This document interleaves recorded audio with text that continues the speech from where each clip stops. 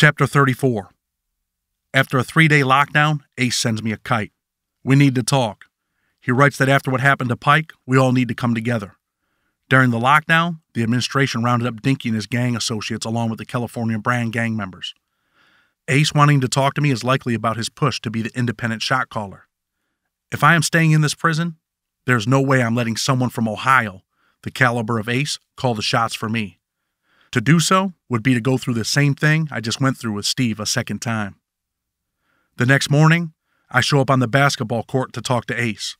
To my surprise, there are 10 guys on the court, including Frank. I walk up to Ace and shake his hand. I notice he has his khakis on and prison boots.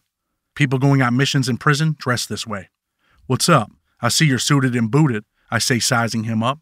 I'm wondering if I should just hit him. "Nothing's up. Thought we might have to handle some unexpected business this morning, but dude checked in." "Who was that?" "One of them ABTs. They hit your boy, so we were going to get him. The police forgot to lock him up. He got away." "You were going on the mission yourself?" I asked, surprised. "Well, I don't like to ask my guys to do something I won't do myself," he says with a sarcastic smile. "Oh yeah? That's good. Lead by example, right?" "Yeah, and I just kind of been wondering, Chad, like where are you at, man? You got some of these guys want to follow you." "Man, I'm on my own, just doing me." "Well, Chad, it ain't going to work that way," Ace says with a nasty look on his mug. His nice guy approach has changed. He's attempting to assert authority over me. "It's going to have to work that way, my friend." "Nah, Chad. Unfortunately, it's not going to work that way. We can't trust you. You're from New York. You fuck with the niggers real tough, so we can't have you running a faction of an independent car while I'm running the show." "Who says you're running the show?" I ask, fury in my voice. Ace waves his hands. "These guys say so." I only notice I'm surrounded when Frank says, "This is it, Chad. Dangerous time. You got a choice to make." I'm looking at Frank when it registers. He's not on my side. That's when Ace sucker punches me. The battle that I have always anticipated would come from my real enemies has just begun, just not with the people that I thought it would be with. In the end, it was my homies. I jump back, hands at my face like a prize fighter. Blood trickles down my lower lip as I advance toward Ace. "I'm going to kill you, motherfucker," I say, spitting blood from my mouth. I hit Ace with a flurry of punches. He ducks his head in an attempt to wrestle me to the ground. I am able to push him back, but he has my long john shirt in his hand. Ace pulls it over my head, blinding me. "Stab this bitch," he yells, voice mushy through his bloody mouth. Panic sets in at the mention of stabbing, coupled with the fact that I can't see. In desperation, I flail out of the long john shirt. The first thing I see is Ace's right-hand man, Trago, with a knife in his raised right hand. Because I am moving, he cannot hone in to stab me. Taking a chance, I swing at Trago with a shattering 1-2. Trago falls and I back myself to the fence, swinging at the men advancing on me. The knife is laying on the ground. Another prisoner named John Boy grabs it and throws it in the sewer drain. Everyone is tuned into the melee between good and evil. I soak up punches from Ace, John Boy, Frank, and Coffee while swinging back. In my position, the best defense is a good offense. While swinging, I pray that the cops will get here, although a part of me enjoys this moment where I can let loose. Prison guards are yelling in the distance when I hear the gunshots ring out from the tower. Everybody drops to the ground but me and Ace. Just me and Ace for the moment, something I've been waiting for since he first hit me. We exchange a flurry of punches. I get the best of him now, and he stumbles to the ground. Thunder booms out again from the gun tower, but I cannot stop. Stopping could cost me my life. Grabbing Ace by the hair, I deliver 3 or more hatred-filled punches to his face. Somebody hits me in the back with a flying kick. It's my old friend Frank. Everyone is back on their feet. Because I was getting the best of Ace, they have to defend their new shot caller. I throw a few more punches at Coffee, missing each time. A few more glancing fists are aimed at Ace. I bounce around on my toes trying to keep these filthy convicts away from me. For Frank's betrayal, I want to hit him before it's over with. We both connect with each other at the same time. My adrenaline spikes as they move in closer to consume me. Warnings about live rounds boom over the loudspeaker, followed by a whizzing sound, then a bang. Everything is in slow motion. My heart smiles from inside. They're here, at least 50 staff members. A big lieutenant body slams me to the ground. It feels like Ray Lewis from the Baltimore Ravens just hit me. My combatants are all tackled. Now they're laying on the ground next to me. Coffee tells me I'm a bitch and I respond by spitting blood in his face. Immediately, the big lieutenant rips me off the ground. I stand up with a smile on my face, blood rolling down my face, knowing I just embarrassed Ace in the car. "You're a bunch of sorry-ass punks. I just beat the shit out of you guys. The lieutenant tells me to shut the fuck up and whisks me away. First, I am taken to medical where some medical personnel stitch up my face. When that's done, I am taken to the shoe. Ace, Frank, Trago, and Coffee have been taken to the shoe as well. John Boy evaded capture. Ace always said that if the cops were shooting at him, he would never stop. I find it amusing that at the first gunshot, he quit. He got down on his knees, allowing me to deliver punishing blows to his face. He was the first to hit the ground. In his next battle, he paid the loudspeaker directions no attention. Almost a year to the day Ace initiated his assault on me, he was stabbing another prisoner on Big Sandy's yard. An AR-15 barked. The bullet exited his stomach, blowing his guts out on the bluegrass and onto the dirt. The last time anyone saw Ace, a nurse was trying to brush the dirt off his intestines and push them back into his stomach. Ace took his last breath at Big Sandy. Like so many others, he left his blood on the razor wire, gone forever. With the heavy hitters now in the shoe, the gang members were ready once again to exact their revenge for the months they felt they were oppressed by us. Joe, a member of the Soldiers of Aryan Culture, and Danny, an accomplice from the ARM, Aryan Resistance Militia, caught John Boy in the yard alone. He was what we'd call slipping. No one is ever supposed to be alone. John Boy would have been better off getting busted yesterday. Today, he became the most recent stabbing victim. Small in stature, John Boy was an easy victim. Danny dropped him with one punch. Once on the ground, Joe stuck a knife into his body, soft like butter. In an act of desperate fear, John Boy was able to get to his feet. He ran like Forrest Gump. Danny and Joe gave an effortless chase, laughing a sickly, violent laugh meant to embarrass John as if he were not a man. John Boy ran right into Staff's embrace, right into their arms.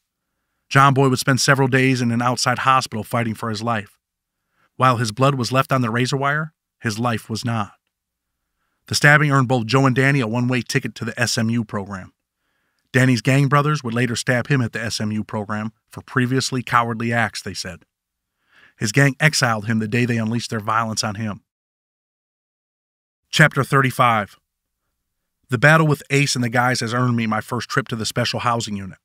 My stomach is in knots now that my adrenaline has slowed down. First, I am placed in an outside recreation cage where I am strip searched.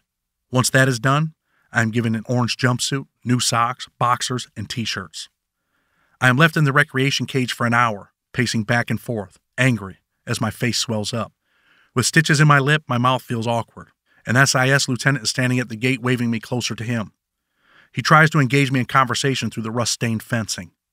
"Marks, does this have anything to do with what happened with Pike?" the lieutenant asks. "What are you talking about?" I answer his question with my own question. "Don't play stupid. I need to know if I need to shut my compound down." "Man, you left me out here all this time to ask me that bullshit? To do your job? You want to be an asshole, Marks? I will send your ass to California. Your dumb ass will be in Victorville," he says, pointing his finger at me. "Get the fuck away from me, jerk-off. I'm done talking to you, punk." I point my finger back at him. "Okay, pussy. You'll see when your punk ass is on that bus."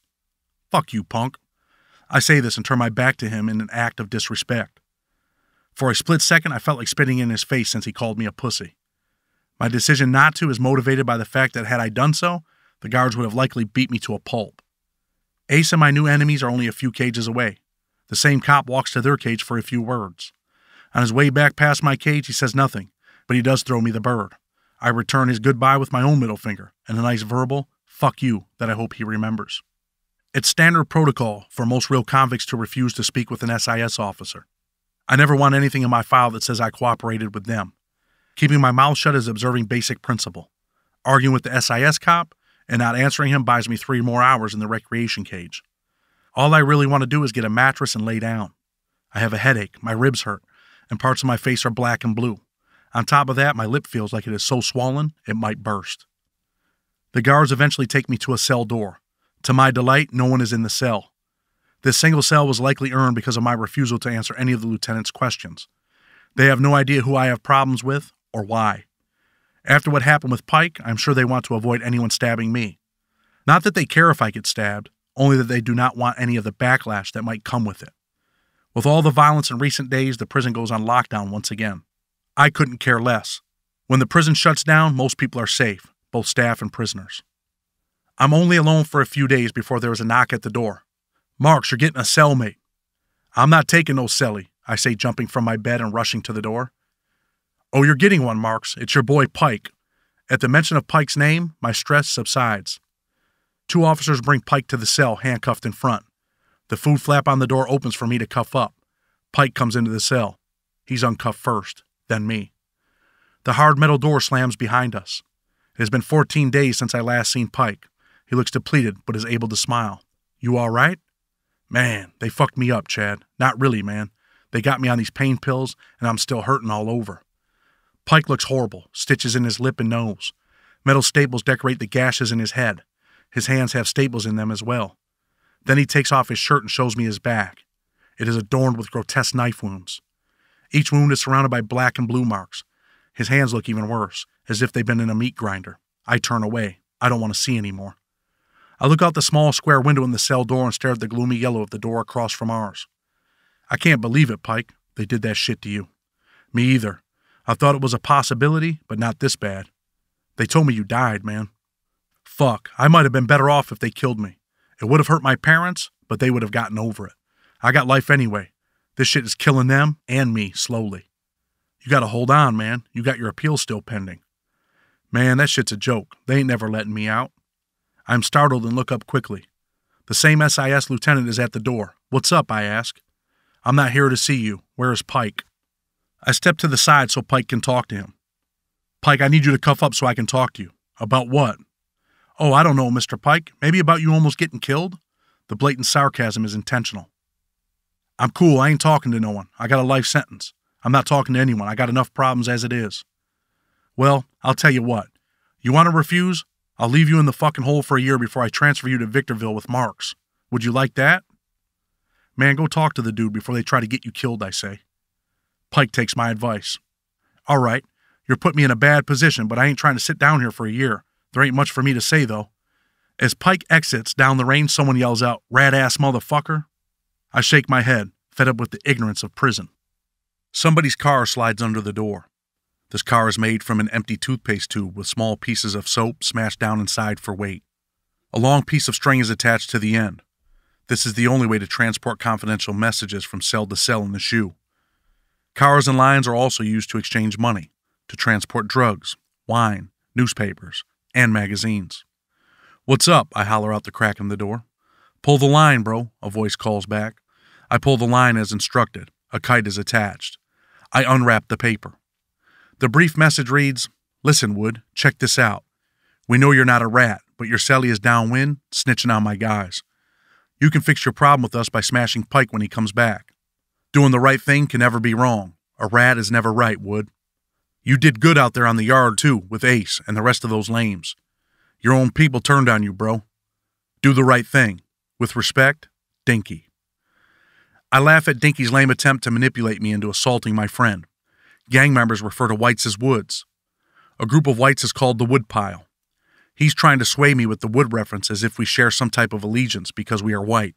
But if he had a chance, he would slit my throat. We both know it.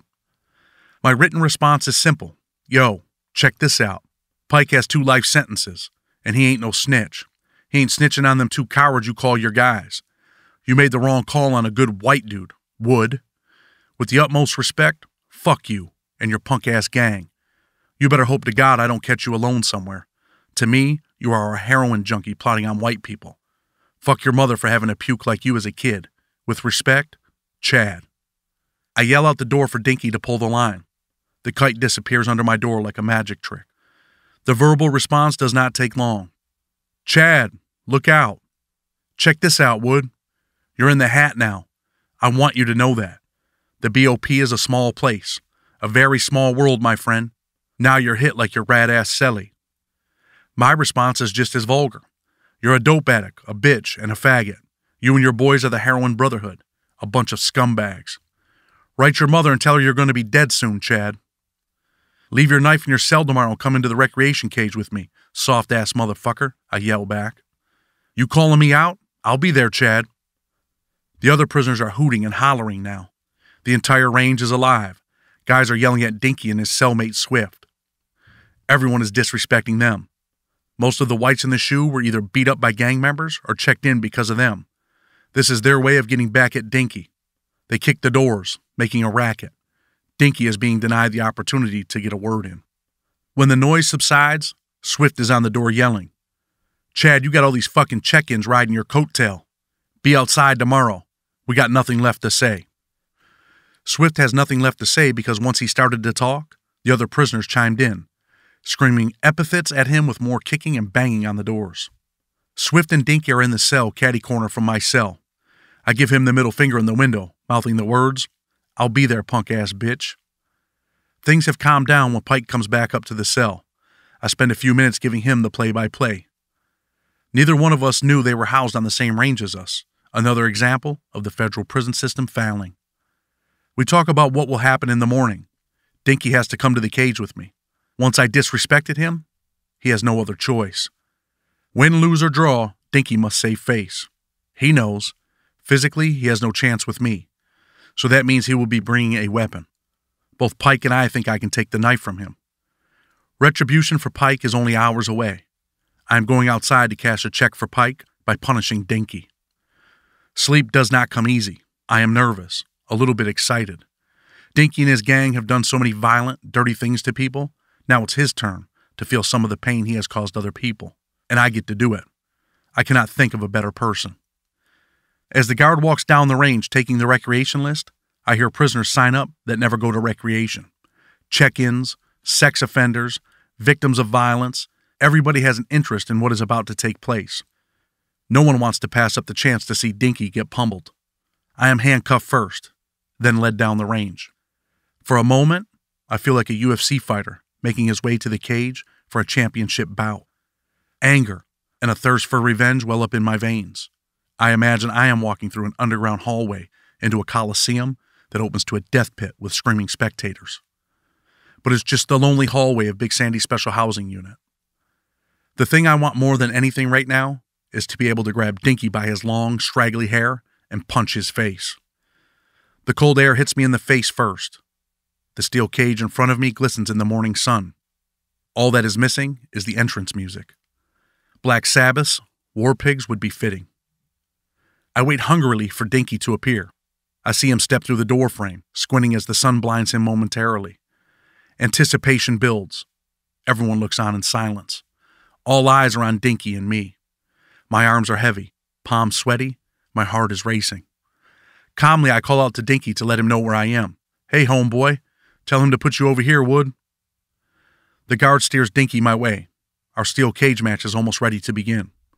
I want this to happen, need this to happen. As Dinky gets closer, he snarls aggressively. "I'm going in this cage right there, with that motherfucker." Another guard hears him. Looking over, the guard screams out, "Don't put him in there. That guy is Pike Selly." I grit my teeth in anger. My face falls, darkening. Dinky made a scene to draw attention to himself in hopes of not going into a cage with me. Screams are hurled at Dinky immediately. "Dinky, you're a scared-ass punk. You might as well check in now." People are laughing at the comment. Boos rumble in from the dissatisfied spectators who anticipated seeing blood. They have been denied their moment of joy in a joyless place. Dinky's credibility just hit rock bottom. When he was alone, with no one to help him, his heart faltered in the face of adversity. Although I was unable to destroy him physically, I find some satisfaction in exposing him for what he is, a coward who manipulates other people to do his dirty work. This is who Dinky is, and always will be. A man who for years plotted on white prisoners. He blames it on the guard, but everyone saw what he did. I apologize to the spectators, an act of mockery, adding to Dinky's shame. "I'm sorry, men. That tough-ass ABT shot caller over there in cage 4 is soft. Soft as grandma's toilet paper. Hold your ticket stubs as we will try to reschedule." I raise my hand in victory, followed by a little shadow boxing. The people in the other cages cheer. Even the officers chuckle a bit.